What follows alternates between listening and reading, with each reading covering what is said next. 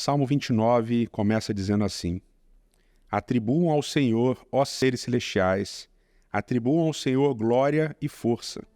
Atribuam ao Senhor a glória que o seu nome merece. Adorem o Senhor no esplendor do seu santuário.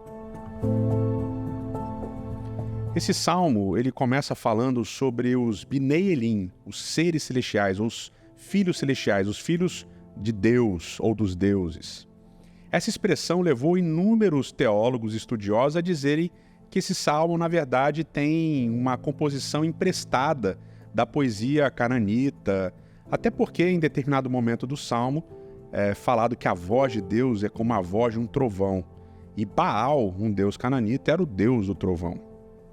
Agora, realmente a gente tem essas figuras, essas imagens, esse relacionamento entre a poesia bíblica e a poesia cananita, a poesia ugarítica, por exemplo.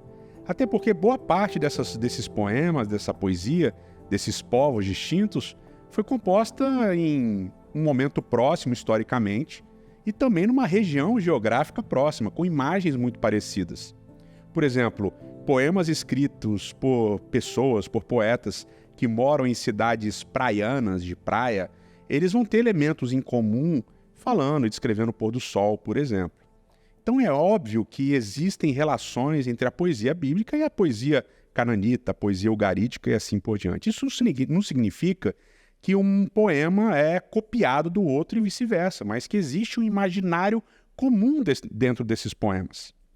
A expressão Binei Elim ou Binei Elohim, ela vai aparecer em vários momentos ao longo da Bíblia hebraica, ao longo até da Bíblia toda.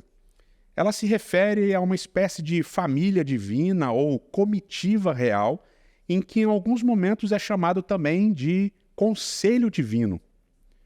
Basicamente a ideia é de que Deus faz as coisas e ele faz as coisas com testemunhas. E essas testemunhas, elas vêm, elas estão presentes enquanto Deus vai fazendo essas coisas. Não é muito claro quem seriam essas pessoas, nem no Antigo Testamento, nem no Novo, nem no livro de Apocalipse, por exemplo. Mas a ideia importante para a gente entender é que existem testemunhas. Tudo que Deus faz é testemunhado por um grupo, por pessoas, por seres. E essas testemunhas vão testificar do poder, do amor, da graça e da misericórdia de Deus.